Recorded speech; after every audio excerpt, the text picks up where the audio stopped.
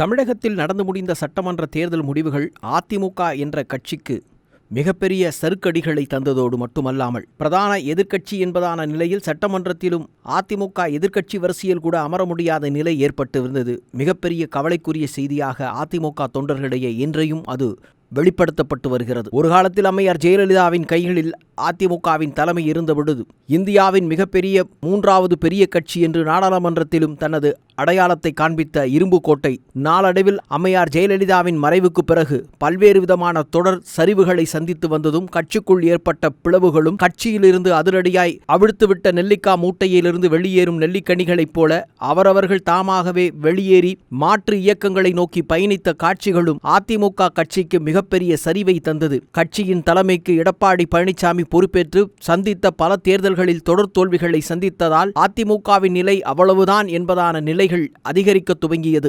அதிமுகவின் கடைநிலை தொண்டர்கள் மிகப்பெரிய கவலைகளை வெளிப்படுத்தும் விதமாகவும் கட்சிக்கு நல்ல தலைமை இல்லாமல் போனது இப்படி ஒரு நிலைமை ஏற்படுமா என்பதை யாரும் கனவில் கூட எதிர்பார்த்திருக்க முடியாது. இப்படிப்பட்ட சூழலில் எடப்பாடி பழனிசாமி தனது அரசியல் கோபதாபங்களை தற்போது தனித்துக் கொண்டிருப்பதாகவும் கட்சியில் மீண்டும் பலரையும் இணைத்துக் கொண்டு கட்சிக்கு வேகம் காட்டும் பணிகளில் ஈடுபட்டு வருவதாகவும் சொல்லப்படுகிறது. தற்போது முதலமைச்சர் ஜோசப் விஜய் தலைமையிலான தாவேகா அரசு அமைந்து சட்டப்பேரவையில் எதிர்க்கட்சியாய் விளங்கும் திமுகவுக்கும் தாவேகாவுக்கும் மட்டுமே அரசியல் களமாகவே சட்டப்பேரவை நிகழ்வுகளின் காட்சிகளை காண முடிகிறது. அங்கொன்று இங்கொன்றுமாக ஏதோ ஒரு சில விஷயங்களில் மட்டும் அதிமுக தனது நிலைப்பாட்டுக்கான குரல்களை எடுத்துரைத்துக் கொண்டிருப்பதால் சட்டப்பேரவை நேரலை நிகழ்ச்சிகளை காணும் அதிமுக தொண்டர்கள் மத்தியில் அதிமுக என்ற கட்சி இருக்கிறதா என்ற தங்களுக்குள்ளே கேள்விகளை எழுப்பும் சூழலை மாறி வருகிறது. இந்த நிலையில் கட்சிக்குள் பல்வேறு விதமான அதிரடி மாற்றங்களை செய்தாக வேண்டும் என்பதும் காலத்தின் கட்டாயமாக நின்று கொண்டிருக்கும் நிலையில் எடப்பாடி பழனிசாமி தனது பிடிவாத குணத்தை தற்போது தளர்த்தி கொண்டு கட்சியை விட்டு பிரிந்து சென்றவர்களை மீண்டும் கட்சிக்குள் கொண்டு வருவதற்கான முனைப்புகளை எடுத்துக் கொண்டிருக்கிறார் என்பதான செய்திகளும் பரபரப்பாய் பேசப்பட்டு வருகிறது.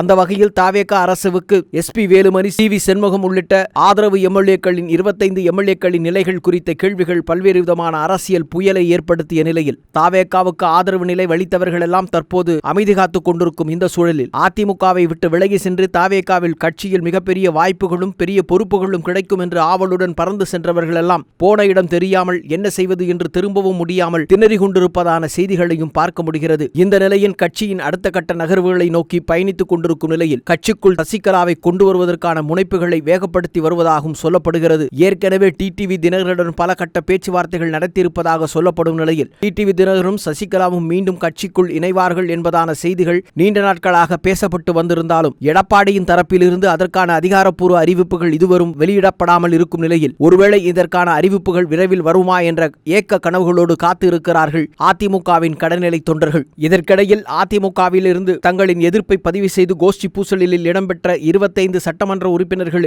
மாவட்ட செயலாளர் பதவிகளை பறிக்கப்பட்ட விவகாரம் பெரும் பூதாகரமாக எழுந்த நிலையில் அவர்களுக்கு மீண்டும் பொறுப்புகளை வழங்குவதற்கு இறங்கி வந்திருக்கும் எடப்பாடி பழனிசாமியின் அணுகுமுறையில் ஒரு சிலர் திருப்தி அடைந்திருக்கிறார்கள் என்ற போதிலும் இந்த சூழலில் சி.வி. சண்முகம் மற்றும் எடப்பாடி பழனிசாமிக்கு இடையேயான பிரச்சனைகள் இன்னும் அதிகரித்த சூழ்நிலைகள் தற்போது தணிய துவங்கி இருக்கிறது. இதன் காரணமாக சட்டப்பேரவையிலும் கூட தனது உறவு சார்ந்த விஷயங்களைப் போல சி.வி. சண்முகம் தனது நிலைப்பாட்டில் முன்னாள் முதலமைச்சர் எடப்பாடி பழனிசாமியின் செயல்பாடுகளையும் கட்சியின் பொதுச் செயலாளர் அவர்தான், அவர் கீழ்தான் நாங்கள் இருக்கிறோம் என்பதை பிரதிபலிக்கும் வண்ணமாக தனது கருத்துக்களை பதிவு செய்திருப்பதும் எடப்பாடி பழனிசாமிக்கு தற்போது சற்று நிம்மதி பெருமூச்சு விடும் சூழல்கள் அரங்கேறி வருவதையும் காண முடிகிறது. வீம்பு பிடித்துக் கொண்டிருந்த பல தலைவர்களும் தற்போது இறங்கி வந்து எடப்பாடியின் ஒற்றை தலைமையின் கீழ் கட்டுப்பாட்டுக்குள் இறங்கி வந்தால் தனக்கான எதிர்காலங்கள் இருக்கும் என்ற மனநிலையில் தற்போது தங்களுடைய நிலைப்பாட்டுகளை மாற்றிக் கொண்டிருப்பதையும் காண முடிகிறது.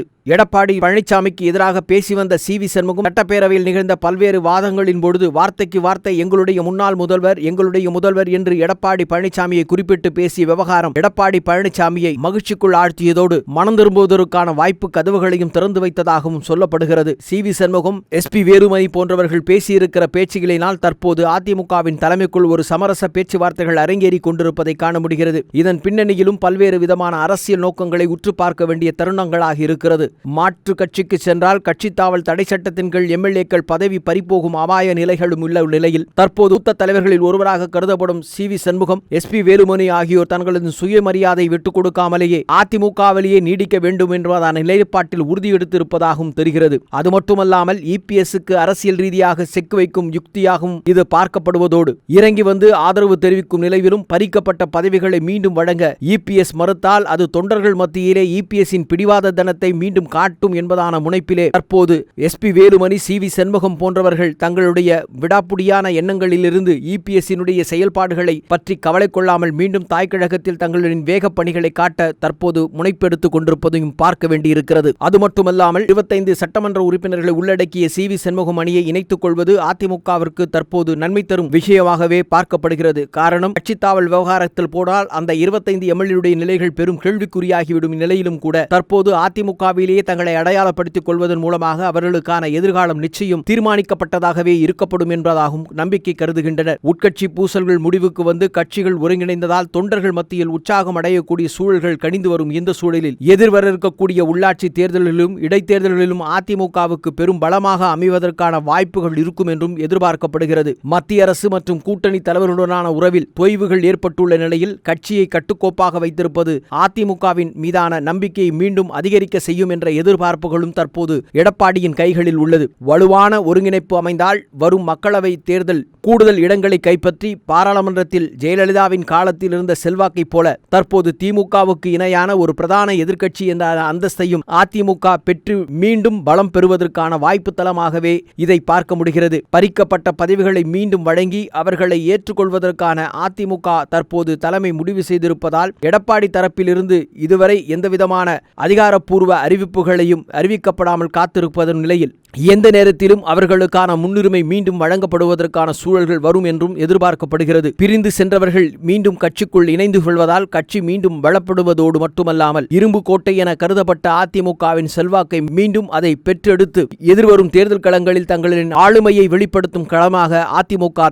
தயாராகி வருகிறது. அந்த வகையில் எடப்பாடி பழனிசாமியும் தனது கசப்பான அனுபவங்களை தூக்கி எறிந்துவிட்டு பிரிந்தவர்களை மீண்டும் சேர்ப்பதற்கான முனைப்பில் வேகம் காட்டி வருவதாகவும் சொல்லப்படுகிறது. எனவே கட்சிக்குள் ஏற்கனவே இருந்த பல முகங்கள் மீண்டும் புதுமுகங்களாய் அரியணை ஏறுவதற்கான வாய்ப்புகள் இருக்கும் என்றும் கட்சியில் எதிர்பார்க்கப்படுகிறது. இவற்றுக்கெல்லாம் அடுத்த கட்ட நகர்வுகளுக்கு அடித்தளமிடப்படும் எடப்பாடியின் அணுகுமுறையும் அவரது இறங்கி வரும் தன்மையும் வைத்துத்தான் அரசியலின் அடுத்த கட்ட அதிமுகவின் செயல்பாடுகளை ஒட்டுமொத்தமாய் கணிக்க முடியும் என்று எதிர்பார்க்கிறார்கள் அரசியல் நோக்கர்கள்.